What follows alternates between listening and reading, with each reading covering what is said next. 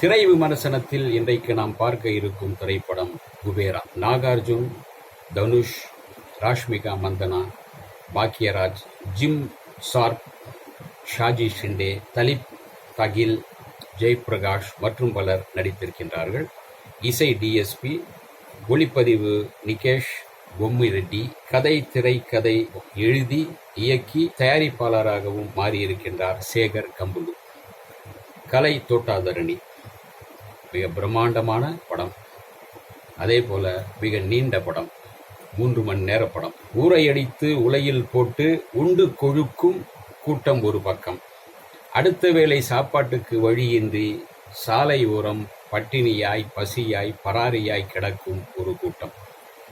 இந்த 2 கூட்டத்திற்கும் நடுவே நடப்பதுதான் இந்த கதை.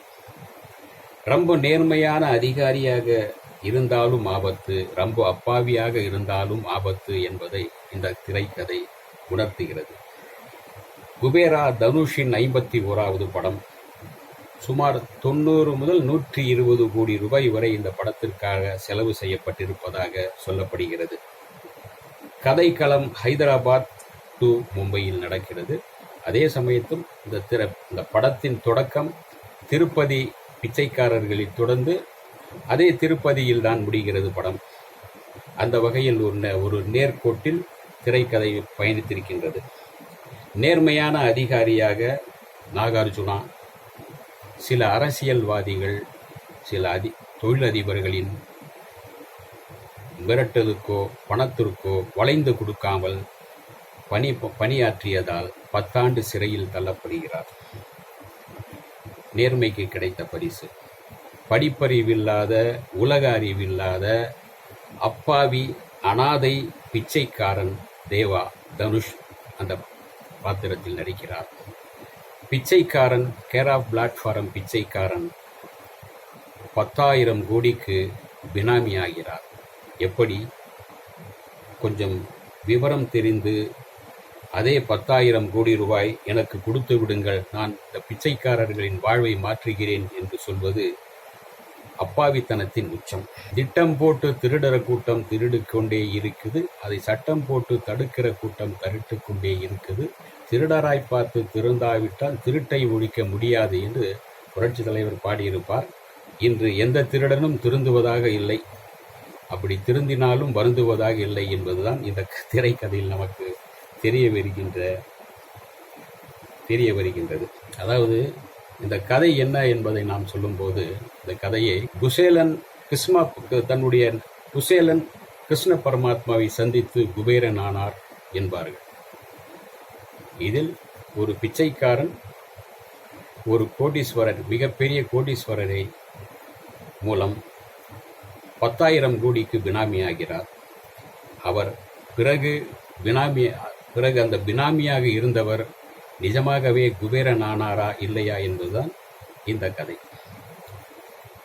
படம் திருப்பதியில் தொடங்கி திருப்பதியில் முடிகிறது. அதே சமயத்தில் 3 மணி நேரம். திரைக்கதையில் கொஞ்சம் கவனம் செலுத்தி அது 2.5 மணி நேரமாக குறைத்திருந்தால் படத்திற்கு கூடுதல் பலமாக இருந்திருக்கும். அதை செய்ய தவறிவிட்டார்கள். முதல் பாதி ரொம்பவும் நீளமாக இருக்கிறது. நிறைய காட்சிகள் இருந்தாலும் கூட அந்த காட்சியின் சுவாரஸ்யத்தை அந்த நீளம் கொஞ்சம் மட்டுப்படுத்துகிறது. அதே போல 2ஆம் பாகத்தில் முதல் பாகம் கொஞ்சம் நீளம் என்றாலும் கூட 2வது பாகத்தில் திரைக்கதை எங்கெங்கோ திக்கு தெரியாமல் தடுமாறி போய் கடைசியில் ஒரு வழியில் வருகிறது அடுத்த கட்டத்துக்கு. நாகார்ஜுனா தனுஷ் நடிப்பு படத்திற்கு மிகப்பெரிய பலம். தனுஷ் அசல் பிச்சைக்காரனாகவே மாறியிருக்கின்றார். அவருடைய உடல் மொழி, அப்பாவித்தனம், கோடீஸ்வர பினாமியானதும் மாறும் உடல் மொழி, கால் மேல் கால் போட்டு உட்காருவது, பிறருக்காக இறக்கப்பட்டு அவஸ்தைப்படுவது, நாங்களும் உங்களை மாதிரி தான் மனுஷங்க தாடா என்று கழிவிறக்கத்தோடு கத்துவது எல்லாமே படு யதார்த்தமாக இயல்பாகவே செய்திருக்கின்றார். அதாவது ஒரு மெனக்கடல் இந்த படத்தில் இருக்கிறது, காட்சிகளில் இருக்கிறது. ஆனால் எந்த காட்சியும் மனதை டக்கென்று உருக்கும் வகையில் இல்லை என்பது ஒரு சற்று உறுத்தலான ஒரு விஷயம். இவ்வளவு செலவு செய்து பிரம்மாண்டமாக தயாரித்து சில காட்சிகளாவது நம்மை வசப்படுத்த வேண்டும், கண்ணீர் வைத்திருக்க வேண்டும். அங்கு சில தடுமாற்றம் ஏற்படுகிறது. அதாவது இந்த கதை என்னவென்றால், இந்தியாவின் மிகப்பெரிய பணக்காரர் நீரஜ் மித்ரா அரசாங்கத்தையே தன் பாக்கெட்டில் வைத்துக்கொண்டு புது புது திட்டங்கள், புதுசு எந்த ஒரு கான்ட்ராக்ட் வந்தாலும் அவருக்கு வாங்கிக் கொள்வார். அந்த அளவுக்கு இருக்கும் அவருக்கு. தமிழகத்தின் கடலில் ஒரு கச்சா எண்ணெய் இருப்பது கண்டுபிடிக்கப்படுகிறது. அது 20 ஆண்டுகள் வரை வரும் என்று தெரிகின்றது. இதற்காக மத்திய அமைச்சரை சந்தித்து பேரம் பேசுகிறார். சுமார் 100 கோடி ரூபாய் கைமாறியதும் அந்த கான்ட்ராக்ட் உங்களுக்கு தரப்படும் என்று சொல்லப்படுகிறது. சரி, இதற்காக இந்த பணத்தை தன்னிடம் இருக்கும் அந்த கருப்பு பணத்தை எப்படி வெள்ளையாக மாற்றலாம் என்று நினைக்கின்றார்.